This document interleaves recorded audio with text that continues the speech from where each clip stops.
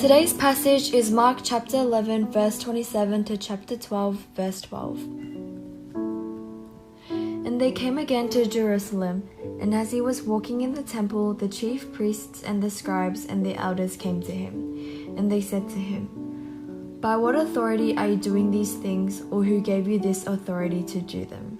Jesus said to them, "I will ask you one question. Answer me, and I will tell you by what authority I do these things.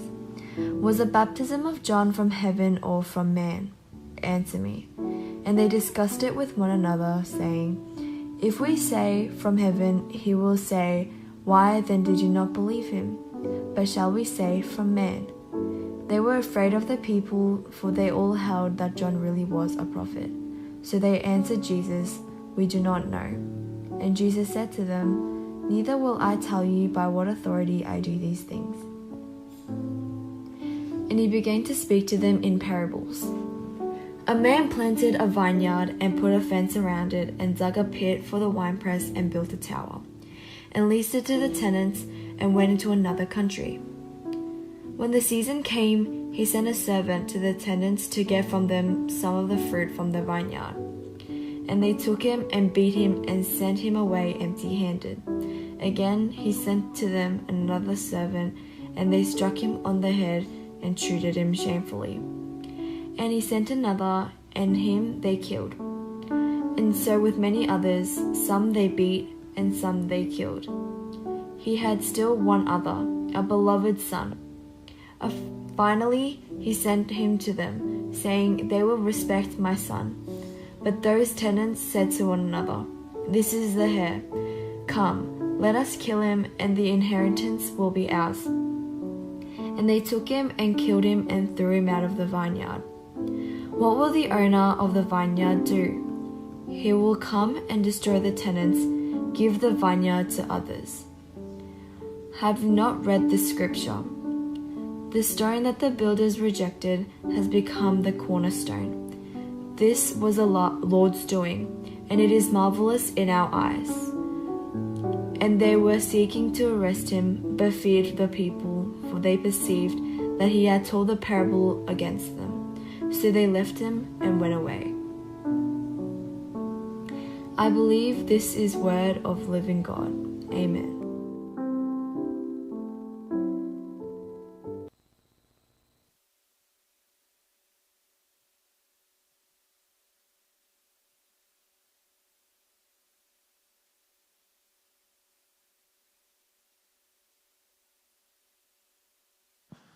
반갑습니다.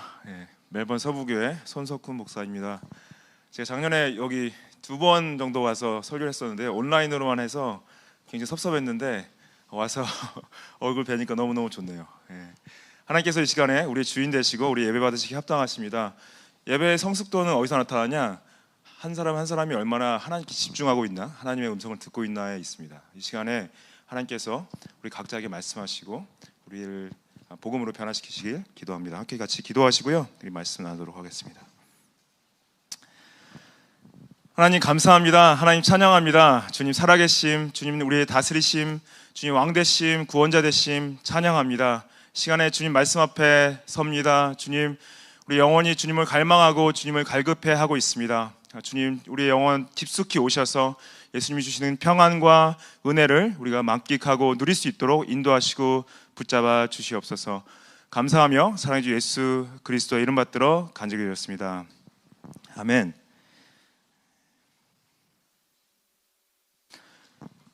여러분들 저희가 작년에 4단계 제자를 몇 개월 동안 했는지 기억하시나요? 벌써 먼 과거가 된 것 같죠. 저희 교회는 지금 대면 예배 드린 지 4주가 됐습니다. 저희 교회 건물이 없어서 빌려서 하기 때문에 계속 빌려주지는 않더라고요. 그래서 4주 전에 했는데 그것도 한 주 하자마자 그 다음 주에 5일간 락다운 한 거 있죠. 그거 다시 터져가지고 9주에 또 못 드리고 다시 또 재개를 했습니다. 여기 건물 있어서 너무 부러워요. 이렇게 같이 모일 수 있는 거 너무 좋고. 기억나세요? 얼마나 락다운 했는지? 작년에? 한 그 4단계 제자를 락다운을 한 것은 6월 말부터 11월 말까지 해서 4개월 동안 좀 끔찍한 시간이었죠. 정말 모두에게 괴로운 시간이었는데 여러분들 그 4단계 제재를 결정한 게 누가 결정한 거죠?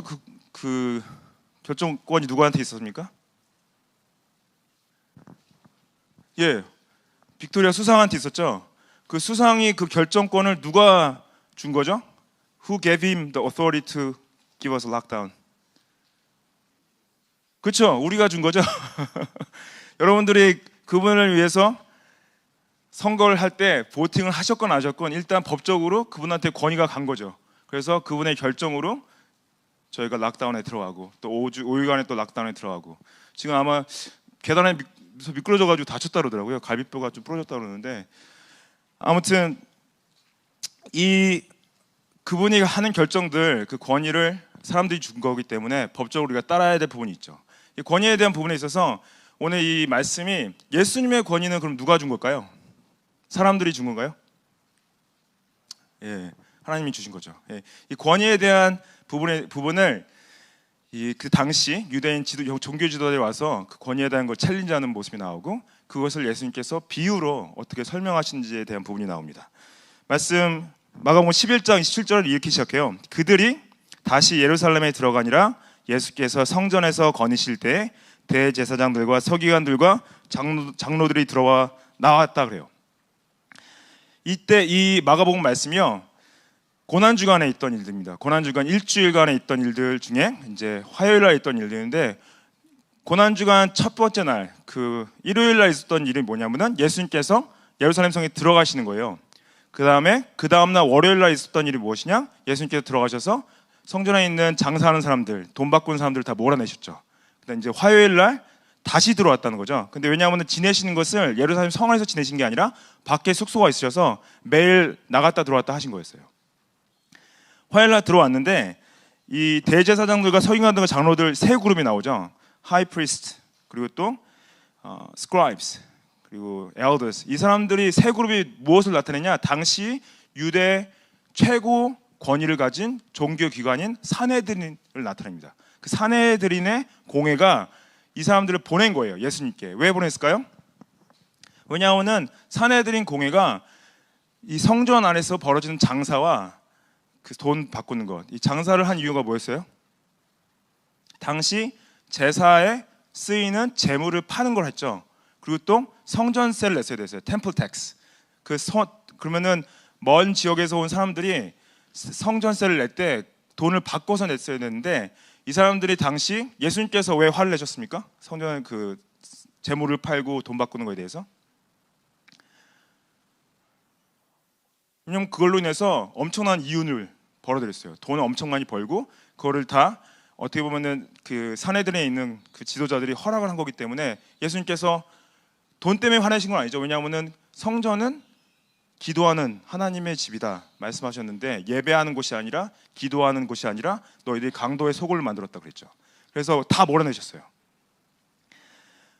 근데 이들이 와서 이제 예수님께 다 몰아내셨으니까, 그 전날 다 몰아내셨으니까 와가지고 물어보는 거죠. 뭐라고 물어봅니까? 28절에 그들이 이르되 무슨 권위로 이런 일을 하느냐? 누가 이런 일 할 권위를 주었느냐? By what authority are you doing these things? Who gave you this authority to do this? 두 가지 질문을 하는데 같은 질문이네. 무슨 권위로 했느냐? By what authority? 그리고 누가 이런 권위 줬냐? Who gave you this authority? 두 가지를 얘기하는 이유가 있는데요. 이것은 함정을 가지고 있는 질문입니다. 왜 함정을 가지고 있는 질문이냐? 만약에 예수님께서 말씀하실 때 나는 하나님이 주신 권위로 이런 일을 했다, 그러면 이 사람들이 그래? 그럼 신성 모독죄, 그러면 잡아갈 생각이었어요. 그 다음에 만약에 그럼 아니 나의 권위는 나로부터 왔다, 나 사람의 권위다, 그러면은 산헤드린의 권위를 대적했기 때문에 산헤드린의 권위 대적한 죄. 그래서 하나님께 권위가 왔다, 사람에게 왔다, 둘 다 어찌됐든 이 사람들은 예수님을 잡아갈 생각을 가지고 온 거죠. 예수님께서 어떻게 대답하셨습니까? 29절에 보시면은 예수께서 이르시되 나도 한 말을 너에게 물으리니 대답하라. 그리하면 나도 무슨 권위로 이런 일을 하는지 이르리라 그래요. 이제 대답으로 이제 하시는 게 아니라 질문으로 다시 대답을 하시는데, 이 당시 이제 랍비들, 선생들이 주로 하는 대답 방법이었어요. 질문을 받았을 때 대답을 바로 주기 전에 질문을 다시 던지는 거죠. 질문을 던지는 이유는 뭡니까? 그 질문을 던진 사람들의 가지고 있는 그 질문의 의도를 알게 하고 본인들이 답을 찾게 하기 도와주기 위한 방법인데, 예수님께서는 특별히 이들이 가지고 있는 잘못된 의도를 알고 계셨기 때문에 본인들이 잘못된 의도를 알게 하시기 위해서 질문을 다시 던지는 거죠. 어떤 질문을 던지셨냐? 30절 말씀에 요한의 세례가 하늘로부터냐 사람으로부터냐 내게 대답하라 그래요. 요한의 세례에 대한 질문이 실제로는 요한의 권위에 대한 질문입니다. 세례 요한의 권위에 대한 질문. 이 세례 요한이 이 당시 죽었죠. 헤롯 왕의 손에서 죽어 있었는데, 세례 요한이 가지고 있는 권위를 백성들이 뭐라고 배웠냐? 하나님께서 주신 신적 권위를 가지고 사역했다고 믿었어요. 그 당시 외쳤던 그 회개와 주었던 그 세례 자체가 이 사람들 앞에서 이 세례 요한은 하나님이 보내신 사람이야, 그 권위를 인정하고 있던 거죠. 근데 이 대답을 이 사람들이 받았을 때, 만약에 이 세례 요한의 권위는 하나님으로부터 오지 않았다 그러면은 사람들의 공격을 받을 수밖에 없었고, 세례 요한의 권위가 하나님으로부터 왔다 그러면 사람들한테, 그러면 왜 당신들은 세례 요한의 세례를 받지 않고 세례 요한을 따르지 않았냐, 그렇게 대답했을 때는 본인들이 결국에는 세례 요한이 죽음까지도 책임을 지게 되는 상황이 들어간 거죠. 그래서 어떻게 하냐? 31절에 그들이 서로 의논을 해요. 너무나 예기치 못한 질문을 받았기 때문에 반문할 것을 이제 의논한 거. 어떻게 대답하지? 이거를 우리가 세례 요한의 권위가 하나님으로부터 왔다 그러면은 분명히 우리 죽음의 책임까지 물을 거고, 사람에게 왔다 그러면은 사람들이 우리를 공격할 텐데, 그래서 이 사람들이 어떻게 하냐? 32절 보시면은 죄송합니다. 31절에 그들이 서로 의논하여 이르되 만약 하늘로부터라 하면 어찌하여 그를 믿지 아니하였느냐 할 것이니, 32절에 그러면 사람으로부터 할까 하였으나 모든 사람이 요한을 참 선자로 여김으로 그들이 백성을 두려워하느니라. 그래서 사람들의 두려움이 있었는데, 이 사람들의 두려움이 어느 정도였냐면요, 누가복음 20장에 보면은 저희가 다 우리를 돌로 칠 것이다 그렇게 고민했어요. 사람으로부터 권위가 왔다 말하면은 사람들이 우리 돌로 칠 거다, 죽음에 대한 두려움까지 있었던 거죠. 그래서 이들이 이런 어떤 공격이 왔을 때 결국에는 포인트는 진리가 무엇이냐가 중요한 게 아니라 사람들이 우리를 어떻게 생각할까 두려움이 컸던 거죠. 그래서 33절에 보시면은 예수께 대답하여 이르되 우리가 알지 못하노라 하니 그래요. Jesus, we do not know. I don't know. We don't know. 왜냐하면 하나님으로부터 왔다 대답할 수도 없고요, 사람으로부터 왔다 대답할 수 없기 때문에 우리는 모릅니다. 근데 이거는 굉장히 무책임한 비겁한 태도죠. 왜냐하면 진리를 피하려는 태도고 본인들의 어떤 영적인 무지를 인정하는 걸 말하죠. 예수님께서 이들이 대답하지 않겠다, 알지 못겠다 하니까 나도 무슨 권위로 이런 일을 하는지 너에게 이르지 아니하리라. Neither will I tell you by what authority I do these things. 예수님의 권위는 누구한테 아까 대답하셨죠? 하나님의 권위죠. 근데 하나님의 권위가 예수님이 받으셨다기보다는 하나님이 아들로서 동등한 권위를 가지고 계신 분이죠. 본인이 신적 권위를 가지고 계신 분이에요. 하나님의 아들이시기 때문에. 근데 이들에게 분명하게 밝히지 않은 이유는 뭐냐면은 이때 아직 때가 안 찼기 때문에 말씀 안 하신 거예요. 왜냐하면은 하나님으로부터 왔다면 당연히 이 사람들이 그러면은 그 하나님의 이름을 모욕하네, 우리가 잡아가야지, 그거를 할 준비를 가지고 있었기 때문에 아직 말을 안 하시는 거죠. 나중에 이제 하나님의 아들을 인정을 하시고 십자가에 달리시지만은 이때는 아직 때가 아니기 때문에 말씀 안 하시는 거죠. 우리가 이제 예수님의 권위가 하나님으로부터 왔다고 믿는 우리의 증거는 어디에 있습니까?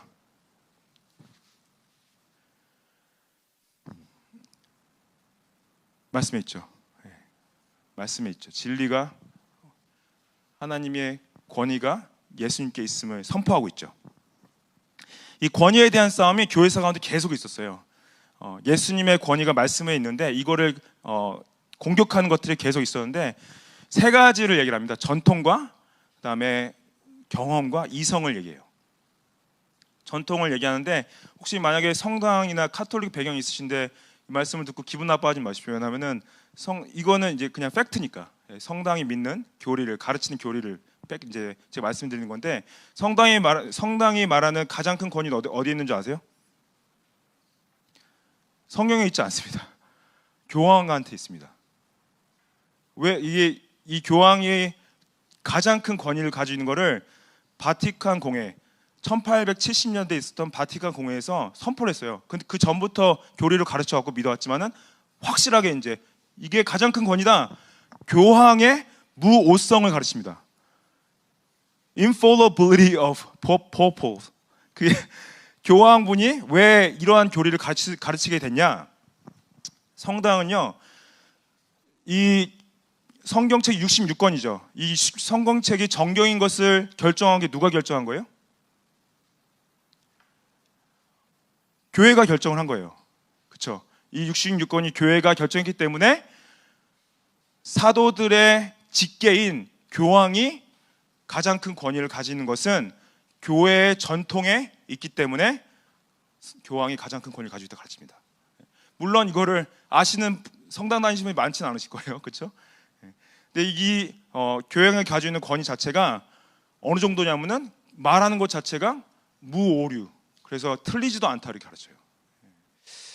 두 번째로 권위를 가장 크게 어택했던 부분이 실존주의라는 게 있어요. 경험을 가장 중요하게 생각합니다. 그래서 본인의 자유의지와 본인의 가지고 있는 경험이랑 맞지 않으면은 권위를 배척하는 거죠.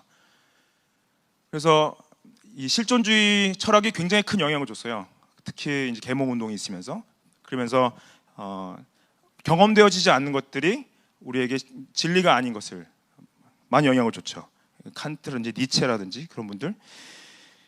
그래서 경험이 말씀 위에 있는 거죠. 그리고 이 실존주의에서도 그 하나님이 인정하는 실존주의가 있었고 하나님 인정하지 않는 실존주의가 있었는데 그분들이 나와서 자유주의라는 걸 했는데 자유주의는 뭐냐면은 성경의 권위 위에 이성을 두는 거예요. 이성. 그래서 본인의 이성과 맞지 않으면은 성경을 이제 틀렸다고 말하는 거죠. 이 자유주의가 20세기 들어오면서 교회에게 엄청난 큰 공격을 줬습니다.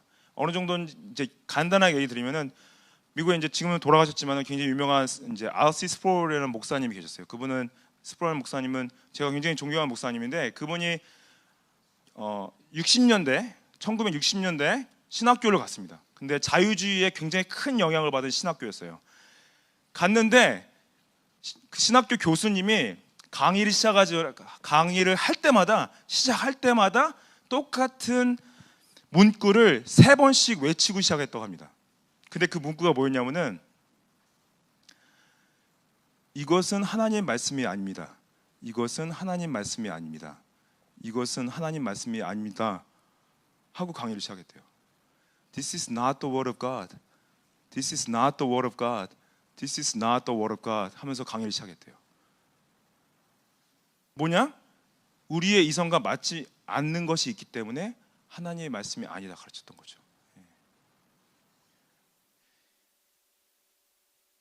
굉장히 무섭습니다. 자유주의가 가져온 것을 그래서 여러분들 그 자유주의 영향을 받은 교회들이 성경의 권위를 두지 않고 이성의 권위를 두기 때문에 복음을 희석시키고 복음을 설교하지 않는 그런 열매들을 많이 낳게 된 거죠. 저희가 소속된 호주 장로교단은 그 교칙서에 뭐라 써있냐? Bible is a supreme standard. 성경이 가장 최고 권위를 가지고 있다고 제일 처음에 써 있어요. 제 1항에. 그 다음에 저희가 웨스트민스터 신앙 고백서를 subordinate standard. 신앙 고백서가 성경 밑에 있다. 성경의 권위 밑에 있다 가르칩니다. 왜 근데 신앙 고백서가 왜 중요하냐면요. 신앙 고백을 무슨 고백을 하냐? 성경이 최고 권위를 가지고 있는 것을 고백하는 것이 신앙 고백인 거예요. 그래서 신앙을 고백한다는 것은 분명히 우리가 믿는 것을 말하는 거죠. 나는 이것이 가장 큰 권위를 가지고 있습니다. 말하는 것을 해야 되기 때문에 신앙 고백서가 있는 겁니다. 그렇죠? 저희 세대가 포스트 모더니즘에 굉장히 큰 영향을 받았죠. 탈현대주의. 이 탈현대주의가 가져온 게 뭐냐? 탈권위주의예요. 권위를 대적하는 거. 권위에 대한 반감이 많이 있었죠. 왜냐하면 권위들이 남용되어지고 권위로 인해서 사람들이 억압을 받고 헤아지기 때문에 굉장히 큰 영향을 준 것 중에 하나죠. 그래서 우리가 권위에 대한 약간 마음에 저 사람 좀 높은 사람이다 그러면 약간 마음에 벌써 반감부터 생겨요. 별 마음에 안 들고 저 사람이 난 뭔데, 그렇죠? 이 탈권위주의가 굉장히 빈성경적입니다. 왜냐하면은 예수님이 권위를 부인하신 분이 아니세요. 예수님은 탈권위주의가 아니라 신적 권위주의자예요. 신적 권위주의자. 근데 인본주의적 권위주의는 잘못된 것이고 하나님이 주신 권위주의는 굉장히 중요한 삶의 원리인데, 예를 들어서 여러분들 가정 안에 권위는 누가 가지고 있나요? 부모가 가지고 있죠. 예. 그래서 하나님께서 10계명을 주실 때 10계명의 5계명이 뭐예요? Honor your mother and father. 부모를 공경하라는 게 5계명이죠. 그게 뭐예요? 하나님께서 가족 안에 권위를 세우시기 위해서 주신 권위입니다. 근데 이 권위 자체가 물론 그게 하나님께서 디자인했다는 거죠. 하나님이 디자인한 권위는 하나님의 뜻대로 이끄는 권위를 말하는 거죠.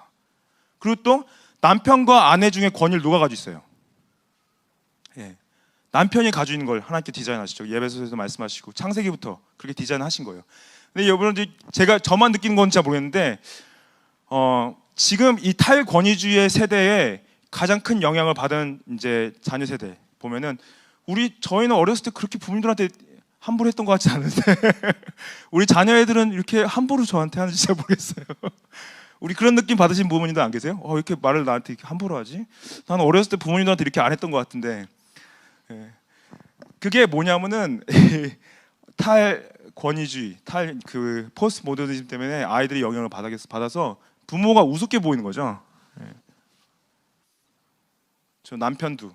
근데 물론 남편분이 아버지가 하나님의 뜻을 벗어나서 그 죄성으로 말씀에 벗어나서 가족을 이끈다. 가족들을 억누르고 말로 막 공격하고 힘으로 공격하고 그러면은 당연히 대적해야죠. 그거는 하나님이 주신 디자인으로 가족을 이끄는 것이 아니기 때문에. 근데 만약에 아빠가 남편이 말씀을 가지고 가족을 이끌기 원한다. 그럼 우리가 순종하라는 것이 하나님의 디자인이라는 거예요. 그렇죠? 지금 이 성경이 가르치는 정치적 권위도 똑같습니다. 우리가 물론 다니엘 앤드루스가 마음에 안 들 수도 있어요. 근데 성경은 사도 바울도 그렇고 베드로도 그렇고 이 세상 권위자들, 세상에 있는 권력자들도 하나님께서 세우셨다 그래요. 본인들은 모를 수 있지만은 하나님이 허락하셔야지 그들이 그 권위를 가질 수가 있는 거죠. 근데 만약에 그런 그 권력을 가진 사람들이 불법을 행한다, 하나님의 뜻을 거스른다, 그러면 우리가 크리스천들이 대적해야 될 부분이 있습니다. 근데 그들이 본인이 하나님을 알건 모르건 불법을 행하지 않고 법대로 사회의 질서와 평화를 위해서 사회를 이끈다, 그러면 저희가 따라가야 될 부분이 있는 거죠. 예를 들어서 근데 지금의 미얀마 사태처럼 미얀마 안에서 군부 정권이 막 사람들을 죽이고 억압한다, 그러면 대적해야죠. 크리스찬들이 일어나서 잘못됐다고 얘기를 해야죠. 그걸 말씀드린 게 아니라 만약에 그 세상 권위를 가진 사람들이 성경에 나타난 하나님의 뜻과 거스르지 않게 사회를 이끈다, 그러면 우리가 그걸 인정해주고 존중해줘야 될 부분이 있잖아요. 근데 되게 호주 문화가 그랬는지 몰라도 호주 사람들은요 정말 정치인들 우습게 여기고 말 막해요. 욕도 쉽게 하고. 교회 안에서는 어떻습니까? 제 생각에는 저희 세대 오면서 그 목사님들의 정말 우스워졌죠. 목사님들이. 제 생각에는 목회자의 잘못이라 생각이 들어요. 왜냐하면 그 죄성이 많이 드러났고 정말 잘못도 많이 했고 그런 범죄들로 인해서 사람들이 목사님도 우습게 여길 수밖에 없었다고 생각이 들어요. 근데 저도 어렸을 때 자라면서 제가 이제 목회자님들 욕도 많이 했고 왜 저렇게밖에 못하지? 생각도 많이 했어요. 근데 제가 목사가 되고 나니까 그때 정말 좀 더 겸손했어야 되는데 정말 목사님도 다 죄인이고 목회자들도 많이 부족하죠. 근데 그건 있는 것 같아요. 이렇게 만약에 제가 매번 서부교회를 이끄는데 말씀대로 성경대로 예수 그리스도가 머리 되신 교회 안에서 주신 하나님의 뜻을 성도 그 뜻을 통해서 성도님들 이끌기 원하는데 할 때 성도님들이 제가 죄를 범하지 않는 이상 하나님의 뜻을 거스르지 않는 이상 따라와 주셨으면 좋겠다, 그런 마음이 들 때가 있습니다. 하나님께서요 예수님의 그 권위를 세우시기 원하는 가장 원하시는 곳이 어디냐? 우리 마음인데요. 우리 마음이 가장 큰 권위를 그 누구도 아니고요, 우리 자신에 두기 원해요. 우리 자신. 누가 나한테 뭐라고 그래? 내가 당신이 뭔데 나한테 이래라 저래라야. 내가 하고 싶은 대로 할 거야. 그게 뭐예요? 아담과 하와가 한 거예요. 나 이거 따먹고 싶으니까 따먹을 거야 한 것이 그 죄가 들어오게 된 거죠. 그 죄가 들어오면서 내 삶의 가장 큰 권위는 내가 되기 원해요. 내가 내 삶의 주인이 되기 원하고 내가 내 삶을 이끌기 원하고 그 누구도 나한테 뭐라 하고 싶지 않은 거. 그게 우리 죄성이고요. 그 죄의 정의예요. 그렇죠? 근데 하나님께서 예수님을 보내심으로 말미암아 예수님을 우리가 우리 삶의 최고 권위로 삼기 원하시고, 그리고 예수님의 그 권위가 밑에서 하나님 뜻대로 세우신 권위들을 또 따라가기 원하신다는 거죠. 자신 삶의 가장 큰 권위가 어디에 있습니까? 가장 큰 권위가 어디에 있습니까? 예수님께 있으세요? 예수님께 그 권위를 들으셨습니까? 예수님의 결정대로 따라가고 계세요? 예수님의 권위에 순종하시고 따라가시길 축복합니다. 그 제가 아까 말씀드린 그 전통이나 우리 이성이나 그리고 경험이나, 성경은요 전통이나 경험이나 이성을 무시하지 않아요. 전통도 중요하게 생각하고, 그리고 또 우리 이성도 중요하게 생각하고, 그 다음에 경험도 중요하게 생각해요. 근데 성경의 권위 밑에 있는 전통, 성경의 권위 밑에 있는 이성, 성경의 권위 밑에 있는 경험을 중요하게 생각하세요. 하나님께서는 비인격적인 하나님이 아니시고 비이성적인 하나님이 아니시고 비전통적인 하나님이 아니신 거 아시죠? 그래서 우리가 그러한 우리 교회의 전통과 내가 가지고 있는 이성과 내가 가지고 있는 모든 경험들이 우리 교회 말씀의 권위 밑에 두셔야 되는 걸 잊지 마십시오. 그 다음에 이제 이 포도원 농부의 비유가 나오는데요. 이게 이 농부 비유가 잘 보면은 권위와 전혀 상관없이 보여요. 근데 놀랍게도 예수님께서 같은 자신을 권위에 대한 공격을 했던 사람들한테 이 포도원 비유를 하신 게 딱 보면은 왜 이런 비유를 이 사람들한테 주셨지? 생각이 들 정도로 이상하게 보일 수 있습니다. 한번 같이 보시죠. 12장 1절 말씀에 보시면요. 12장 1절 말씀에 예수께서 비유로 그들에게 말씀하시되, 여기서 그들이 누구예요? 그 산헤드린, 여기서 보낸 대제사장들과 서기관들과 장로들이죠. 말씀하시되 한 사람이 포도원을 만들어 산 울타리로 두르고 즙 짜는 틀을 만들고 망대를 지어서 농부들에게 새로 주고 타국에 갔더니, 그래요. 한 사람이 포도원을 만들었다. 이거는 당시 유대인들이 특히 팔레스타인 지역에서 번져 있었습니다. 왜냐하면 그때 바벨론의 아시리아에서 북이스라엘과 남유다를 망하게 하죠. 망하고 난 다음에 많이 퍼져나갔어요. 그 다음에 사람들이 유대 땅으로 돌아와서 자기 땅들이 있으니까 거기다가 포도원을 만들어서 사람들이 세를 주는 것이 굉장히 흔했다고 그래요. 이게 이 소작 형태가 굉장히 이제 보편화되어 있었는데, 그래서 외국에 거주하는 유대인들이 포도원을 만들고 세를 준 다음에 자신이 있는 집에 돌아갔다가 한 번씩 돌아와서 세를 받는 거죠. 여기서 산 울타리를 둘렀다 하는 것은 이제 포도원에 침입하는 야생동물이나 열매를 탈취하려는 침자들로부터 포도원을 지키기 위해서 담장을 싼 겁니다. 근데 이 농부들에게 이 세를 줬다는 의미가 무엇이냐? 그 하나님께서 이스라엘을 만드신 거예요. 그 포도원이 이스라엘이고, 이스라엘을 만드셨는데 그 농부들에게 세를 준 것은 유대 지도자들에게 이스라엘을 하나님의 뜻대로 잘 이끌 수 있는 권위를 주신 거죠. 그리고 포도원 주인이 타국으로 간 건 무엇이냐? 그 이스라엘 지도자들이 가지고 있는 영적 책임이 굉장히 크다는 거죠. 큰 것을 묘사하시기 위해서 이런 말씀하신 겁니다. 2절 말씀에 때가 이르매 농부들에게 포도원 소출 얼마를 받으려고 한 종을 보내니 그러죠. 그래서 때가 이렇다는 것은 이 계약이 정해져 있는 그 소작료를 지불할 때가 온 겁니다. 그래서 이 종을 보냈는데 종은 이 헬라어로 둘로스라는데 종이 가지고 있는 것은 모든 권리가 주인으로부터 자기가 그거를 대신 받아서 주인의 명령을 가지고 주인을 뜻을 따라서 이제 돈을 받으러 온 거죠. 그래서 아까 우리 설명 들으셨지만은 그 종이 누구였어요? 죄를 범하는 이스라엘에게 보내신 예언자들, 구약의 예언자들. 이들이 어떻게 했습니까? 그들이 종을 잡아 심히 때리고 거저 보냈거늘 그러죠. 소작료를 줘야 되는데 소작료를 주지 않고 종을 때려서 그냥 돌려보낸 거예요. 그래서 주인을 멸시한 거죠. 주인을 우습게 여긴 거죠. 그래서 하나님께서 수많은 예언자들을 보내셨을 때 선지자들이 회개를 선포했을 때 회개하지 않고 그들을 내쳤죠. 4절 말씀에 다시 다른 종을 보냈다 그래요. 다시 다른 종을 보냈다는 건 뭘 의미하냐? 주인의 인내심과 관용을 나타냅니다. 기회를 또 주는 거죠. 그리고 그의 머리에, 근데 다른 종은 어떻게 했냐? 그의 머리에 상처를 냈다 그래요. 이 머리가 유대인들한테 머리가 어떤 의미가 있냐면은 머리가 하나님의 권위를 나타냅니다.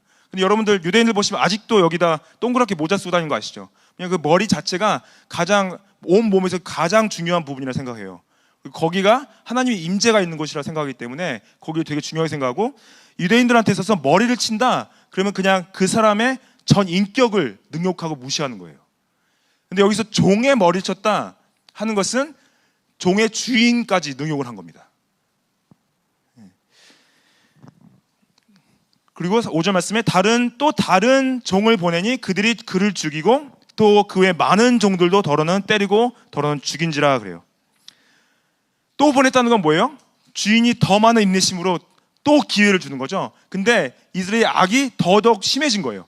이제는 그냥 내치거나 머리만 때린 것이 아니라 죽이기까지 한 거죠. 그래서 여러 선지 뭐 요나를 보내든지 호세아를 보내든지 아모스를 보내든지 이사야를 보내든지 미가를 보냈든지 다 능욕을 당했고 다 내쳤죠.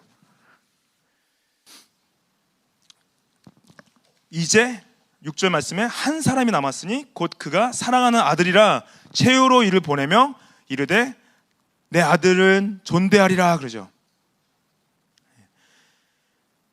그 성부 하나님께서 성자 하나님의 관계를 내 사랑하는 아들 표현하신 거고 이거는 어떤 권위를 떠나서 진짜 그 어떤 친밀한 관계를 말씀하시는 거죠.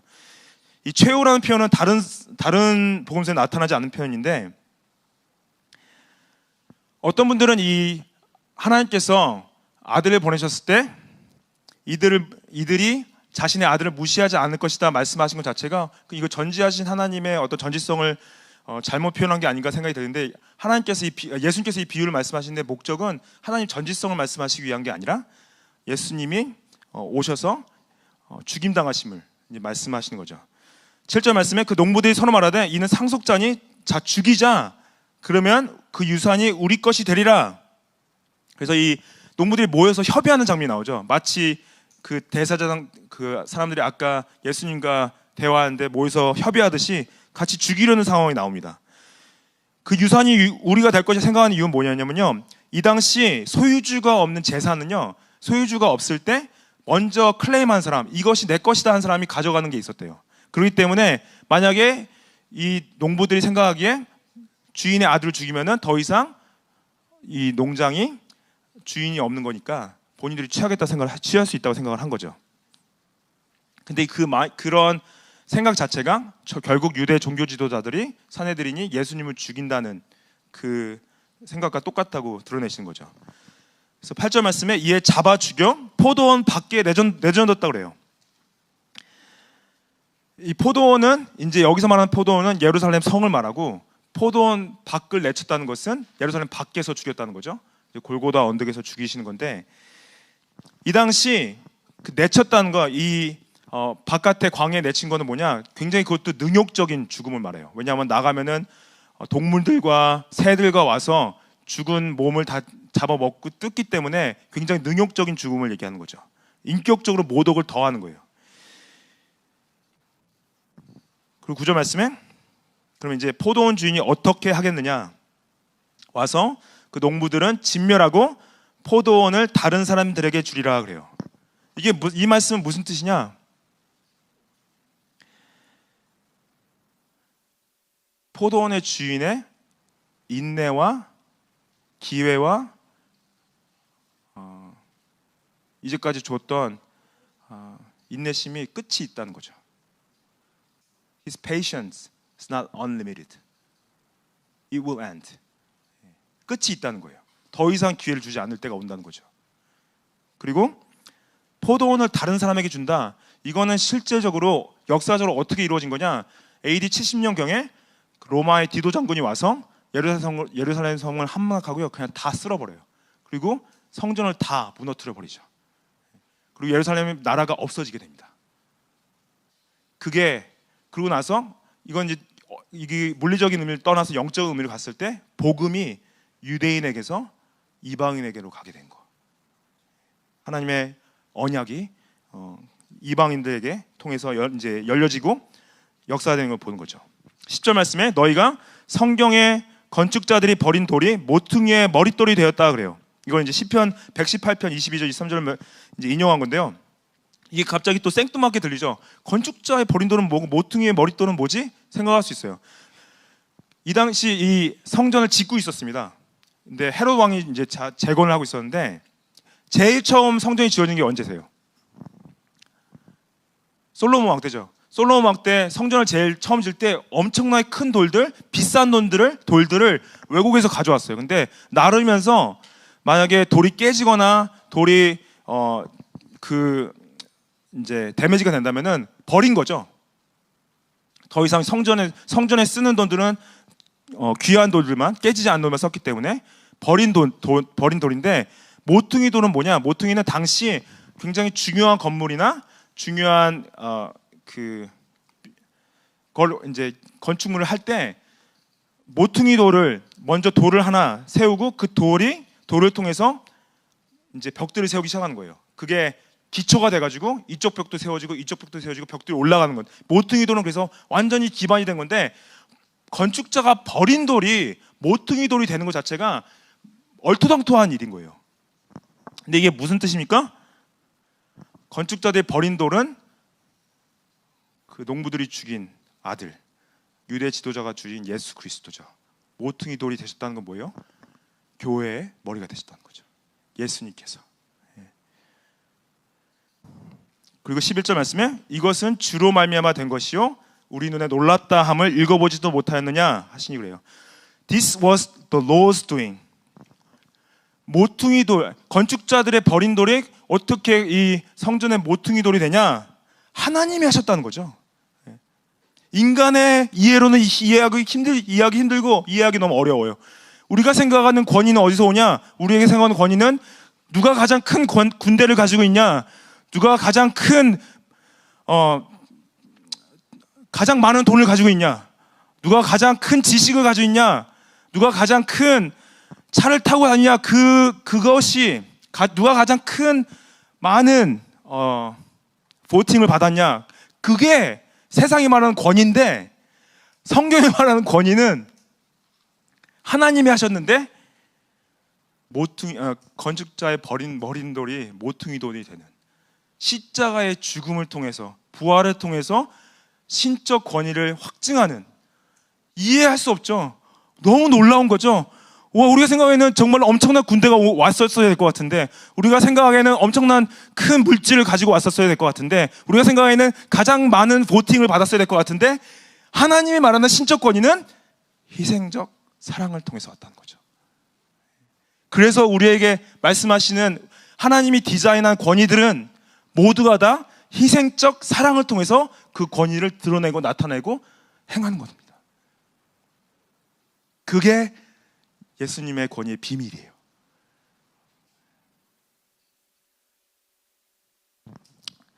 (12절) 말씀에 그들이 이 예수의 비유를 자기를 가리켜 말씀하신 줄 알고 잡고자 하되 무리들을 두려워 예수를 두고 가니라.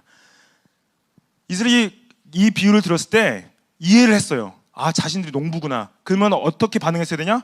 아, 예수님 잘못했습니다. 저희 죄를 용서해 주십시오. 회개하고 돌아옵니다. 그렇게 했습니까? 잡아 죽이려고 했죠. 잡아 죽이려고 하고 회개하지 않고, 이들에게 가장 큰 원인이 뭐였어요? 사람을 향한 두려움. 사람을 향한 두려움. 사람을 향한 두려움이 가장 큰 걸림돌이었던 거죠. 예수님께 나오는.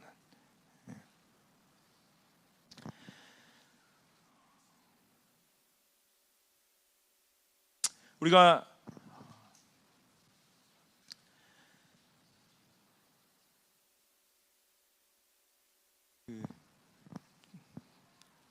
죄송합니다. 예, 찬양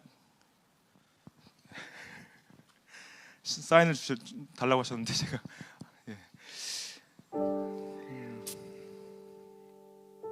예수님께서요 자신의 신적 권위를 죽임을 당함을 통해서 드러내셨습니다. 십자가의 죽임을 통해서 하나님의 아들 되심을, 가장 큰 권위를 드러내셨어요.